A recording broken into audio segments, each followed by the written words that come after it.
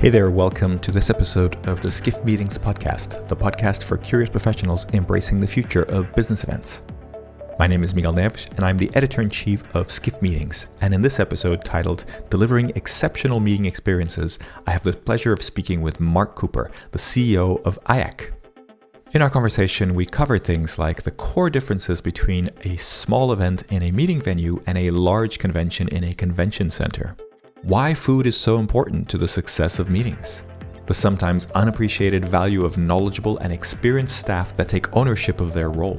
How automation is a game changer for meeting venues. And why, despite an obvious desire for in-person events, the cliche of if you can do it on Zoom, it has no place in the room is not going away anytime soon. I hope you enjoy listening to this conversation, and if you like what you hear, make sure you check out our other episodes of the podcast on our website or subscribe through your favorite podcast service.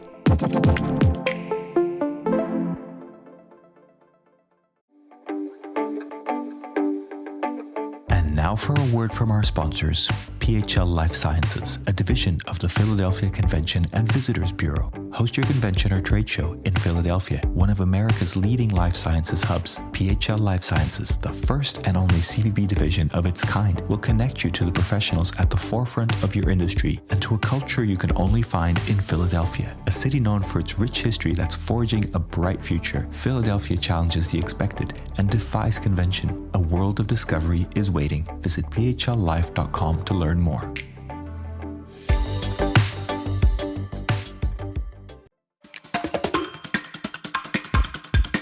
Hello there, welcome to this episode of the Skift Meetings podcast. And today I have the pleasure of speaking with Mark Cooper, the CEO of IACC. Mark, welcome to the podcast. Hi, Miguel. I'm delighted to join you today. Thank you for the invitation. Mark, we've known each other for a few years. I'm going to say something like 10 years, like that. I've known, I think, mainly through MPI and IMEX and kind of participating in events. But I'd love you to introduce yourself and explain a little bit of your journey and how you ended up in your current role as CEO of IACC. I'd be happy to. Well, my journey started earlier than most as I grew up in my grandparents' public house in a little rural pub in England as a child. So, I started waiting on tables when I think I was probably around 10 or 11. And my journey took me from that point onwards, right the way through the conference and meetings industry, the hotel industry. And I joined as a humble YTF youth training scheme in De Vere hotels in England at the age of 16, and I've had just the most incredible career from that point onwards through working within hotel groups in the UK, university conference centres, international conference venue groups like Dolce Hotels and Resorts in Europe, represented the third party sector. So had the opportunity not only to be hosting meetings in our own venues, but hosting meetings around the world with organizations like Conference Direct. And then, through IACC, I had the privilege of leading 400 of the most innovative entrepreneurial venues and operators 12 years ago. Yes, it's been quite a journey with IACC alone, but what a career. Wouldn't change it for the world. Sounds good. I remember as a child, as being a waiter was sort of my dream career, for fun. And I did have quite a few different bits. I did some silver service training, but I've never worked in hotel as a kind of a main job. But can definitely appreciate that. So your role is pretty unique. I mean, IACC is quite an interesting association. I'd like to talk a little bit about that. But before we go there, just a fun question that I think always brings out some interesting things as well. How do you explain to your friends and family that aren't in the industry what your job is and what maybe your company does or your organization does? Twofold. It's how I explain that to friends and family, but then also how I explain it to customs officers when I'm going through border control into other countries, normally attending a conference. So I say that I represent conference centers and I'm attending a conference on conference centers, and that always gets a quizzical look by return. So, you're having a conference about conferences. That's interesting. But how I explain it to friends and colleagues is really we are the with the association or the body that is there to support the collective good of the industry. So just like in the United Kingdom, you might have the National Farmers Union representing all farmers and the best interests of what they do. IACC, I think, and I hope, plays its part in recognising and representing those that really focus on conferences, meetings and training courses, specifically of less than 250 attendees. So the smaller part, but arguably one of the largest parts of the meetings industry worldwide. Okay, well, let's dig into that a little bit further, if you will. So IACC, it is just called IACC now, right? So that is the official name.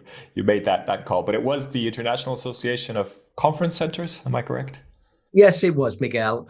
So IACC has been running, well, it was founded in 1981. So, throughout the industry and globally, the association is fondly known as IACC, the only word that rhymes with kayak, I've been told. Get some sponsorship there, eh? There you go.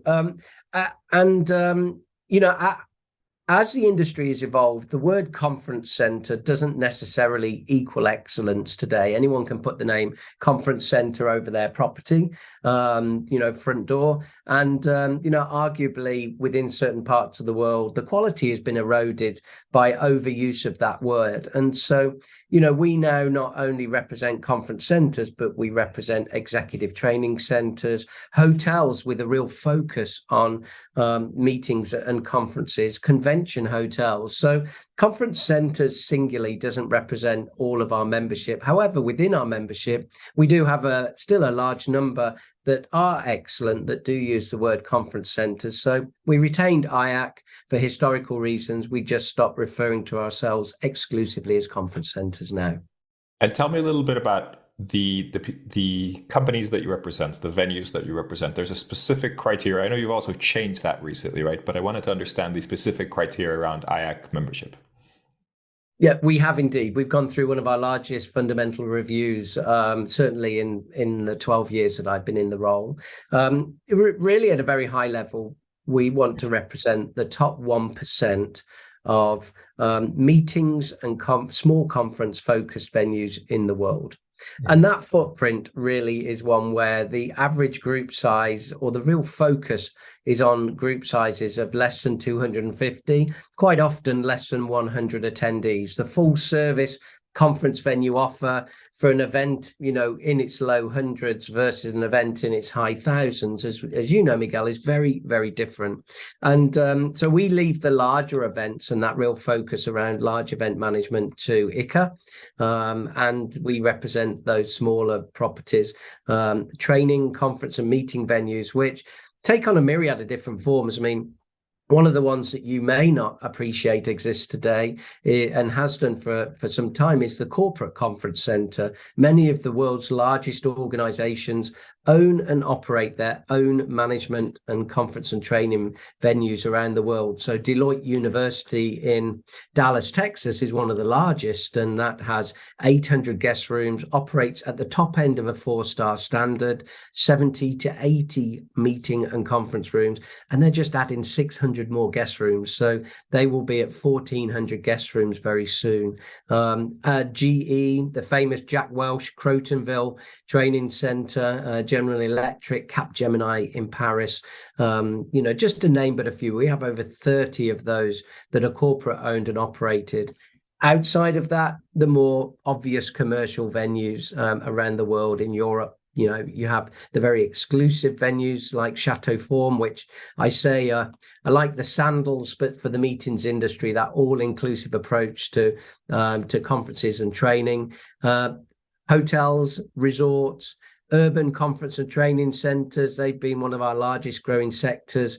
Organizations like ETC venues in the UK and others, to name but a few. And then academic conference venues is a large part and a very successful and high quality focused management training and conference facilities.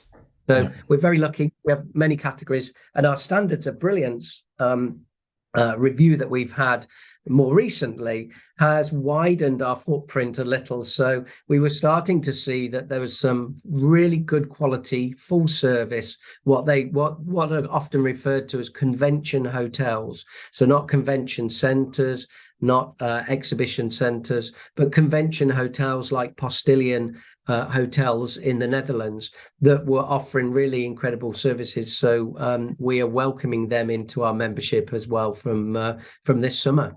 Yeah.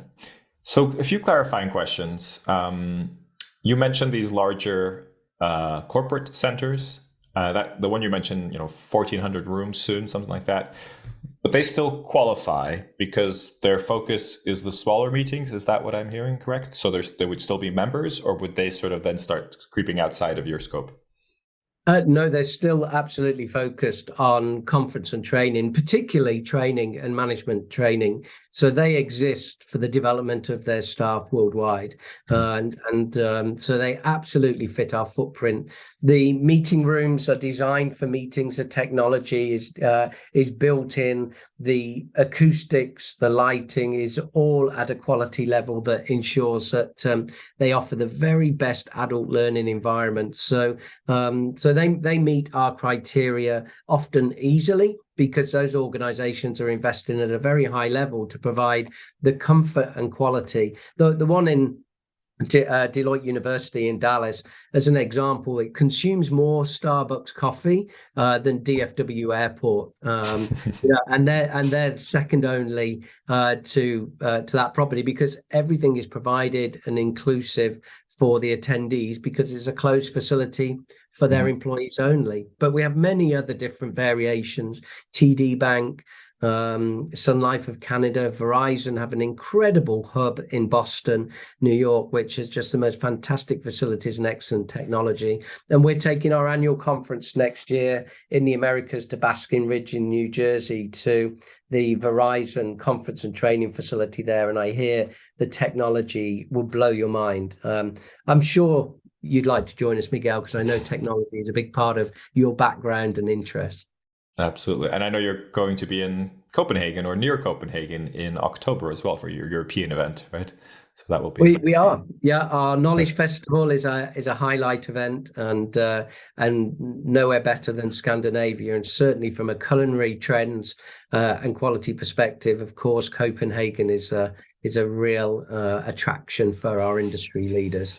For sure. So I wanted to dive in a little bit deeper on so you mentioned quality, and I think it's interesting that you're positioning very much saying, hey, you have convention centers, some of them do great jobs, but catering and kind of managing events for thousands and thousands of people is a very different thing, is a very different proposition to doing small groups where you can really guarantee high quality food. Everybody's got a great seat, everybody can see everything, all those kind of things. I assume that's sort of part of but I wanted to dive in a little bit into the criteria. You mentioned criteria, the brilliance that you mentioned. How do you measure this? Like, could you give us just a broad overview of the sort of type of things that you're looking at and how you actually measure those? Do you personally go to the venues? Do they have to submit? How does that work? So yes, as part of the application process, if we have a property that feels like they have a place within our community, and importantly feels like they want to be a part of our community from a perspective, from the aspect of thought leadership, creativity and ideas exchange, so that's why you would join IACC, first of all, not for lead generation like a marketing consortium. So if you meet that stage and that within the process, then the next point is, do the facilities represent, what we would expect to be in the top 1% in the world? Now, to do that, it runs across all aspects of what the venue offers. So yes, from the physical characteristics of the venue, as you would expect, the meeting room, the acoustics, the lighting, through to the technology, food and beverage offer. Do they offer, packaging, both rigid and flexible packaging, to be able to have that all-inclusive approach to buying the services at a per person attendee level. But it doesn't just stop there. The sustainability credentials, the corporate social responsibility credentials as well, are very important and have become a bigger part of our evaluation of the credentials of venues in this latest review? Do they create an environment that is, that's conducive with stimulating the mind, making individuals feel invested in? And that's not to say that larger venues, Miguel, can't offer that. They can, but quite often it is the case that the larger the event, the plainer the box that you then have to build everything within it. Whereas when you're operating an event of less than 250 people, and often in that 100s and low 100s and less, then you should be able to actually put yourself in an inspiring venue, an environment that you don't have to create from scratch. You really don't have to go to a boring ballroom in a hotel in an urban environment, that needs that venue to be, to serve multiple functions throughout the year.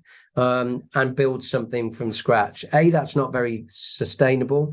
B, it's very expensive and creates another job or layers of jobs for the meeting professional, where actually there's some incredibly inspiring venues where that is already built. It's already in place. The group that used the room the day before and the group that will use the room after you've used it will get those facilities and the use of that technology already built in. Then we think it's far more efficient. We think it's better value for money, and we do think it is, it is a stronger proposition for the planet as well. So standards of brilliance has to stand up against all of those different pillars and be continually reworked. Now, you asked me the question of how you evaluate. Well, every new venue that puts forward an application is appraised by the board, and there's a site inspection by a board member or representative of IACC to make sure that that facility meets those standards. And we do turn a lot of facilities away. There are something like 60 tenants that they have to meet through the application process, and that does allow us to shortlist very quickly those that do not meet the IACC standard. Yeah, I think what you mentioned there about the black box kind of approach, or kind of bringing a lot of people in, is a real differentiator here, right? Because I assume a lot of these venues are also quite inspiring, or are in beautiful settings, etc. Some are urban, I understand, but still, this idea of you bringing a meeting into a place that is inspiring in itself, and into a building that is inspiring and has everything ready for you to go, I think is a very different proposition from you going somewhere and putting on the production and creating the scenario and doing all those kinds of things. Yeah, it is. It allows you to focus exclusively on the content, on the developing of the social elements of the program, which of course are bigger and more important to get right today. So it does allow you to be efficient as a meeting professional, whilst all those other benefits are in place as well, in my view. So I also know that copper skillet competition is a big part of IACC. Could you kind of explain what that is and how it works? Because I'm always seeing these copper skillet kind of press releases and photos, and they look amazing, and I'm not always sure how they kind of connect together with IACC. Yeah, it's like the Open in tennis. So it's a global tournament. All of our countries have cook-off competitions. All those countries with density in terms of our membership, they have their own cook-off competitions for their chefs. Really, it was born out of the fact that some 15 years ago, chefs never used to come out of the kitchen. They were an invisible entity. And copper skillet was invented to actually try to demonstrate the artistry and the quality of food and beverage within the meetings industry. Back then as well, it would get a hard rap in terms of, quality. Sometimes it was viewed as being sort of clinical and institutional, where really within the IACC venues, arguably it was the polar opposite. And so it was designed to bring chefs out to celebrate the quality and the passion that they put into food. And the competition is a huge draw and has only become bigger and bigger as a result of everybody's increased interest in relation to food quality. So those chefs compete in front of their audience, in front of their peers, in front of meeting planners, in front of media, to find a junior and senior champion that will then go on from a country-based competition to compete in the chapter competition, which is either the Americas chapter, Europe, or Australia, Asia Pacific. And then we have the global final, which just took place at our annual conference in Durham, North Carolina in April, which has the winners of each of those chapters competing. And it's a fantastic event. But I think other than the spectacle of it and elevating the quality and promoting the quality, it's also a really important development element for the chefs themselves. They get to compete in different parts of the world against chefs with different culinary backgrounds, and so it's really important for us to retain talent, and by providing a quality competition like that, hopefully and we hear it is the case that chefs value that from their employer investing in them competing in the competition. So I hope it sounds like you need to come and see a live one. So the invitation is there. Come to Warwick conferences in the UK, Miguel, 19th of July, and you'll be able to see one of those cook-offs taking place. I think food is obviously it's a big part of my life, and I think it's a big part of lots of event professionals and meeting professionals' life. But I think you raise a really interesting point, because I'm really not aware of any other association that is that connected with the catering side, and I'm talking about meetings industry associations. So you're really connecting the dots and also exemplifying the much closer connection at conference centers and the other types of venues that are your members to the food and the quality of the food than you would at other types of events and other types of kind of sizes of events and sizes of venues and the different kind of things. So I think it's really interesting that plays such a big part in what you do, and I guess in bringing your members together. Food is either the glue that knits an event together, or it's the bomb that explodes it. And it provides, and when it goes wrong, it provides all of the distractions with the attendees that mean that they only ever talk about it. So it is an incredibly important element of the overall meetings experience to get right. And because it is one that, of course, touches more senses within the human body than anything else, it has the ability to create the memories better than anything else as well. So that's why we place it at the heart of a lot of what we do, and feel it's a really important element of the overall meetings experience. Are you ready to celebrate your successes in the world of meetings and events? The Skift Meetings Awards are back for 2024, recognizing the most innovative business events companies across 15 categories, and we want you to be a part of it. Winners will feature on Skift Meetings, sending a clear signal to events professionals around the world that these are partners they can rely on. The final deadline for submissions is June 11th. We encourage you to start your submission today to secure the best entry rates. For more information and to start your submission, head to live.skift.com.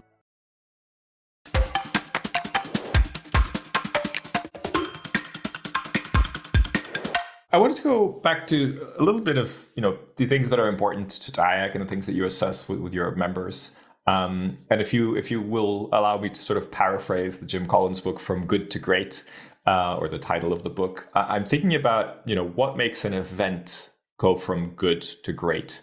And I'm assuming, you'd want to put the great ones at one of your venues. But what is it that makes those events great? You mentioned the food already, but are there other elements that you think are really crucial for events to kind of knock it out of the park, if you will?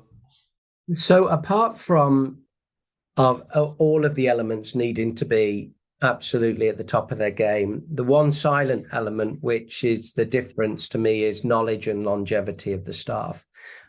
So that's really, really how the team carry the knowledge to create a seamless, incredibly well delivered event, particularly at the moment, as well as the industry recovers and some of that knowledge has dissipated and gone away. Then when you don't have highly knowledgeable staff on site that can deal with it, when you, for instance, don't have a IT and AV solution, you only have an AV solution, then that's what makes a difference. The longevity I mentioned as well is in relation to staff. I've always been a believer, through working within the industry for as long as I have, is that the companies and the venues that have the staff with the longest stable tenure, and they're not turning staff over all the time, the outcome of that is that they take greater ownership. So they take it personally. They take it personally when they get it right. They take it personally when it goes wrong. And so that ownership, I think, and that knowledge collectively is really critical element, and the hardest element if you're a meeting professional to evaluate. Who asks in their RFP what your annual average turnover of staff is, or your average tenure of your staff? You just don't do it. But you certainly know when you're in safe hands and you're at a venue and you feel like that group of staff get it and are working harmoniously together.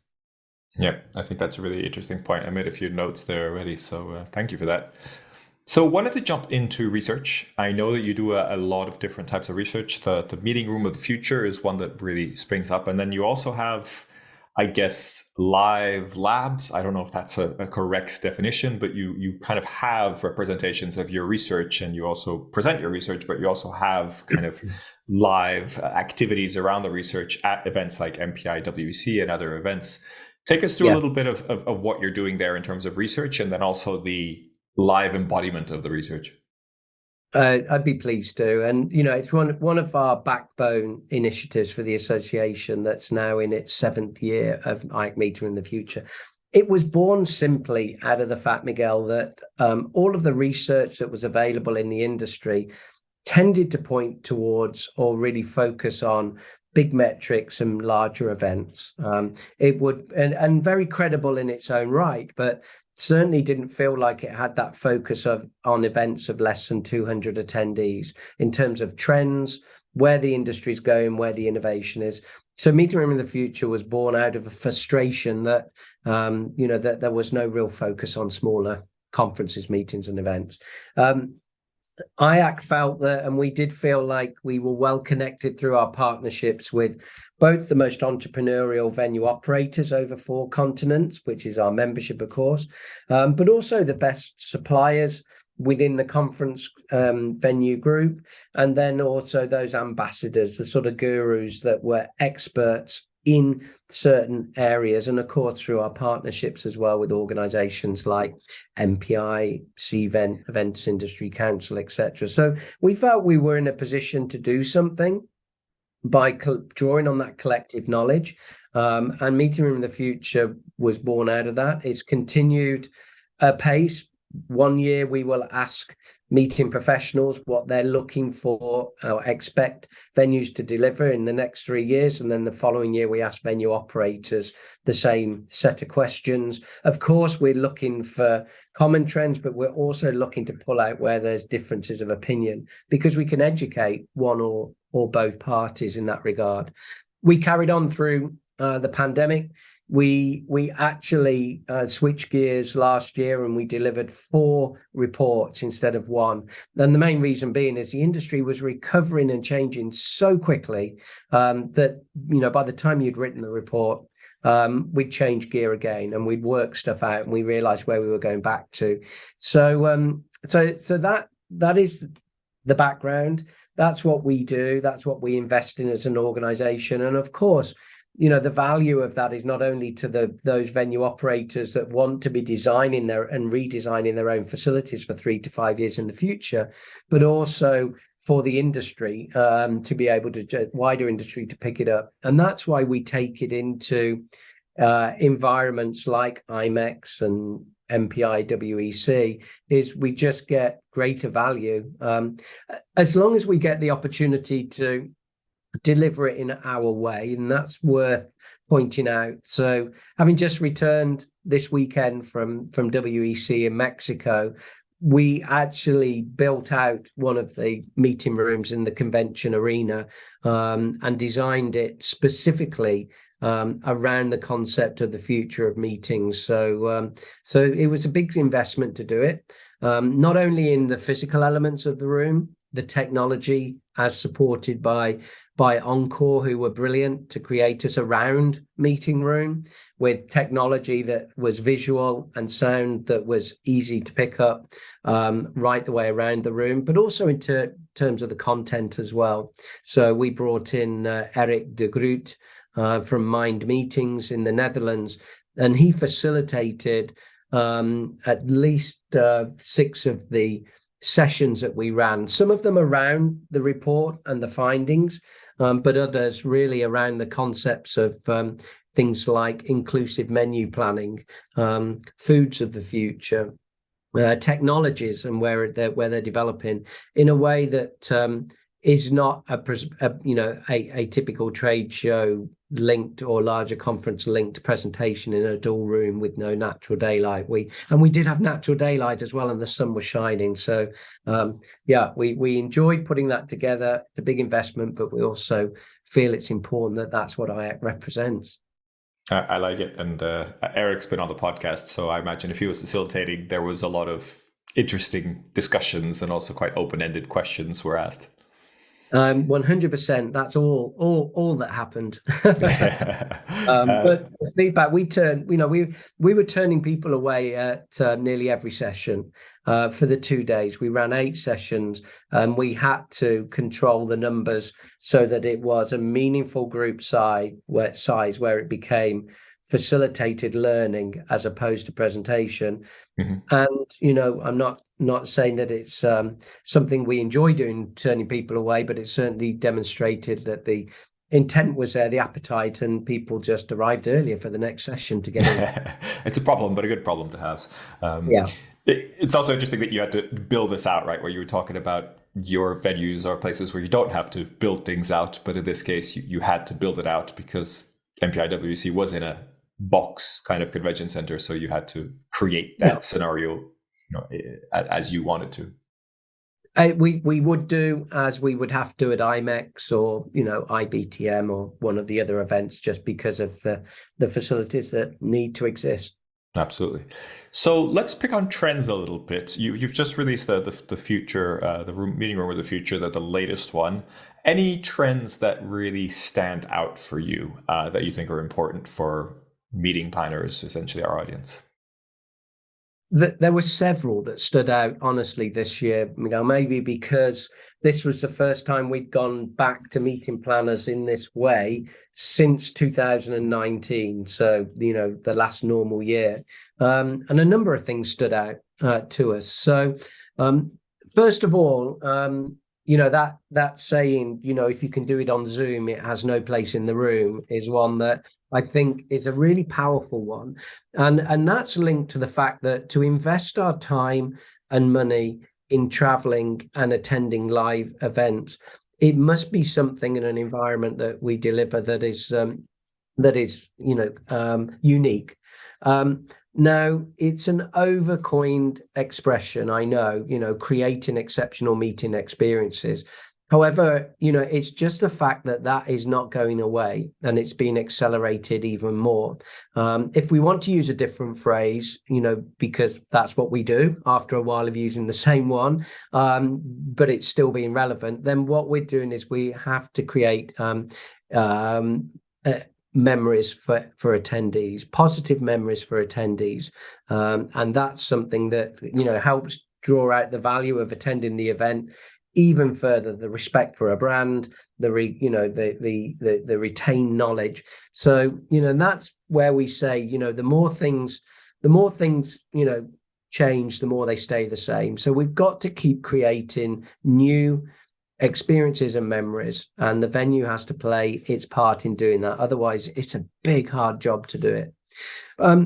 Outside of that, some interesting ones, I thought. One was that traditional team building, team development was out. People were not interested in it. It was scoring very lowly. However, that's not to be confused with creating team dynamics through socializing. So the socializing part is really important, and that's building relationships to build effective teams. But people just don't want to do it in the old traditional ways of being in an outdoor area, being given a problem and a task to solve, and and the old school way of doing it. Other ones, we've come out of this pandemic definitely appreciating more open spaces within venues. How many meeting professionals are evaluating the social spaces outside of the main meeting room as much as they're scrutinizing the meeting room itself? Not many. We're still focused very much on, what's the size of the plenary room? How's that going to work? What technology's in it, as opposed to the spaces outdoors? And in the same sort of, or in a similar vein, groups and meeting professionals are looking for more privacy than they had before from other groups. So they are recognizing and appreciating exclusivity a lot more, or even exclusivity around break stations, lunch stations. So the industry needs to acknowledge that and be able to provide solutions for organizations there. More contentious ones, let's draw analogies. Of course, we're looking across geographical and different generations. When we look at the importance of sustainability for Europeans versus Americans, then it's scoring much lower in America in terms of significance or importance over the next 3 years than it is in Europe. So that's something that we need to be aware of. And the industry needs to, I guess, acknowledge if something is waning because something else is more important rather than something, being less important, then we've got to try harder if we're going to continue to make the strides around creating events and making sure our industry is not considered in the same vein as the tobacco industries in the 1980s. So that's really important. That would be good. So a little bit of a overarching trend that I'm seeing, and I don't know if you agree with me, but picking up on what you were saying about the social element of events, I feel like this might sound strange, but I feel like events are returning to 2007. And what I mean by that is that before the financial crisis, I think events were much more open about the hospitality side, the social element, the kind of enjoying the event as a human being. And then I think we got very serious. We kind of went, no, we have to prove that we're a serious industry and we have to make sure we have ROI and we have to measure how much we're worth, etc. And then came the pandemic and of course everything shut down and now we're recovering. And I think the latest trends that I'm seeing is, oh yes, the younger demographics want to enjoy themselves. They want an excuse to bring their partners. And I feel like events are really embracing this. So do you see the same trend happening? What do you think about that? 100%. And sometimes our industry, the longer you've been in it, the more circular it becomes, or secular in terms of, some of the things coming back and going away and then coming back again. I think undoubtedly the requirement to measure in quite the same way as you did before, it goes away, when there is just a common belief or common understanding that that's something that's really important for us.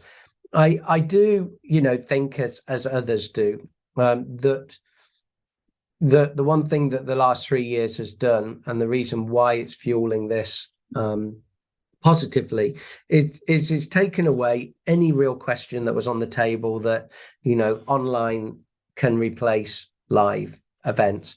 If anything, it's really highlighted the areas where you can deliver something online, but only to a point where you then must have the human interaction, whether that be on a regional basis, national basis, or on a global basis. So it has, it has accelerated. It has taken away some of the, the more considered ways of measuring that. I do think it's important to measure memories, though, and look at events in terms of, well, everything that we do within a meeting or a conference, what is this? What is the sense that we are stimulating there for an attendee? And if anything is not stimulating 2 or more senses, then potentially, you're under delivering on what are very high standards these days. But also back to 2007, when I think about it then, we were still talking very much then about the power of networking rather than the power of human interaction and socializing. So I think actually we've come we've gone more in the direction than, or gone further in that direction than we did even in 2007, when there was still, or that period when there was still, it needed to be a considered business, set of ROIs. Absolutely. Do you think there's any danger that a economic uncertainty, any sort of recession would trigger the same kind of feelings of, meetings being seen as just big parties and a sort of backlash against them, like we saw with the financial crisis?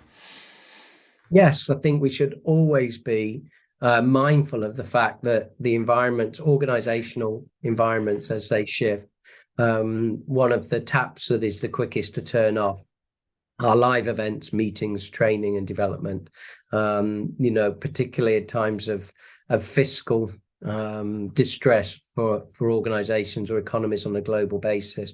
So I think we should always be very mindful of that. And the only thing you can do to protect yourself from that is be exceptional as a venue, so that you are turning away a lot more business than wants to come and run its event with you. So when that demand drops, you are still successful. And you have the relationships in place, which means that the loyalty exists. And that's not always the case. If you're not a great venue, people will flip from one venue to the next and search in those times the cheaper option or the better option. And also be more financially prepared for downturns in the future. I think that's the one thing that we've learned. Our war chests have to be there to protect us during those difficult times, so we can protect the staff and the knowledge that we've got. And that's a really important thing, as opposed to protecting our profitability, is protecting our talent. Yeah, we saw from the restart, or the challenges with restarting at a lot of destinations, venues, etc., that's very, very important. Like you said, that legacy and that experience is hard to replace. Undoubtedly. While we're talking about challenges, are there any other challenges that you're thinking are coming up ahead that you'd like to highlight, that you think venues, but also meeting professionals from all sorts of aspects should be aware of? I think one of the areas, and it links back, Miguel, to what we've been talking about in terms of the value of talent and our people within our organization. So yes, we've got to create stable environments for them where their work-life balance is healthy. They want to work for you as an organization. They feel they have a voice. So all of that being said, one of the ways I think we do it is that we shouldn't run away from innovation and automation, thinking that everything that we must do has to be in person, and we're a hospitality organization, so that's what we do. It needs a person at the end of the telephone, particularly in the sales process side. I think there does need to be better automation. There does need to be improved efficiencies there, and protect the hospitality element where it's really needed, on property and in the in the attendee interaction piece there. So I hope that through technology, automation and efficiencies, we can personalize experiences, we can manage dietary requirements, as one example, even better than we have today. We can, I hope as well that, we embrace, for instance, this move towards, healthier foods, health and well-being, by being brave. And sometimes that's about redesigning menus, making something that was an exception the norm, and making the one element that isn't so healthy, the exception. So being brave in that regard, I think will serve us well into the future as we continue to evolve. You mentioned automation a little bit there.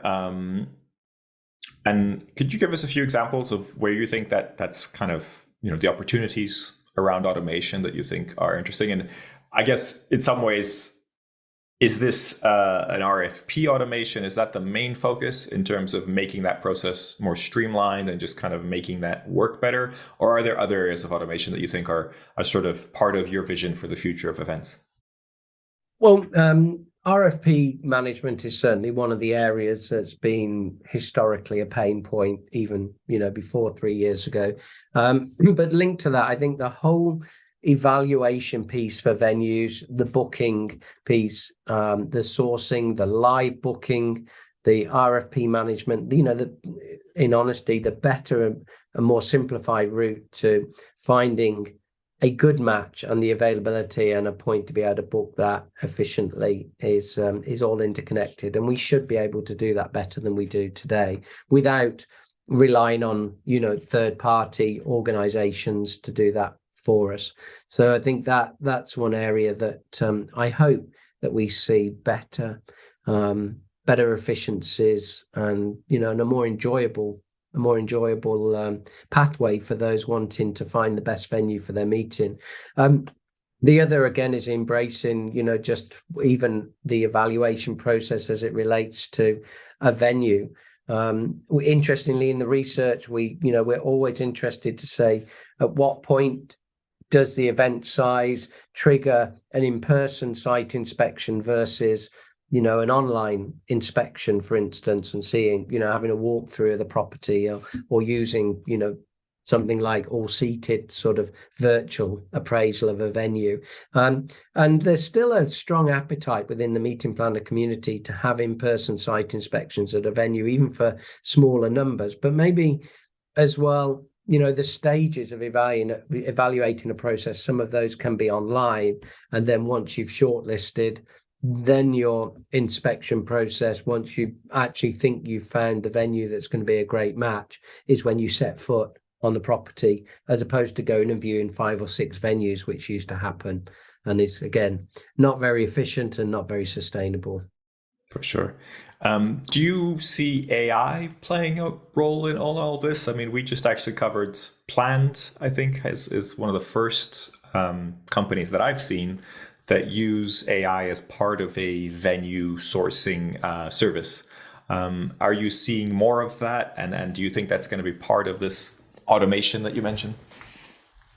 So first of all, I don't think there's any evidence out there yet that suggests, or rather goes beyond suggesting that it will play a part in the future and is actually something that is concrete.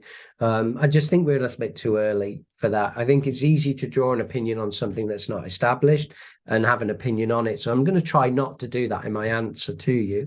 But I will say that it came up at a low level. I think 4% felt that within the next 3 years, meeting professionals, 275 meeting professionals, 4% felt that AI will play a role in the future. And certainly one of our debates around the Delegate 2028 talked about how AI could potentially be used from a perspective of influencing, for instance, what takes place at an event versus what takes place after an event. So the example that I know was given by Laurie Markham Pugh, who represented that side of things on the panel discussion, she really felt that that actually we'll move away from attendees taking knowledge from an event and then applying it into the workplace after the event, to having the knowledge and creating the solution at the same time of the event for their organization,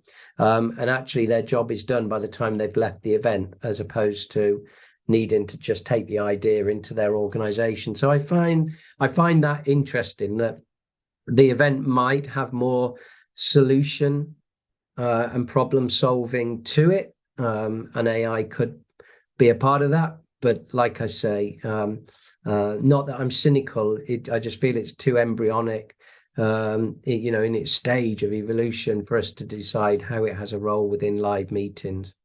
Interesting. I think that's an interesting example, and anything that shortcuts the journey from inspiration to actually making part of your day-to-day work, I think is worth keeping an eye on and worth it.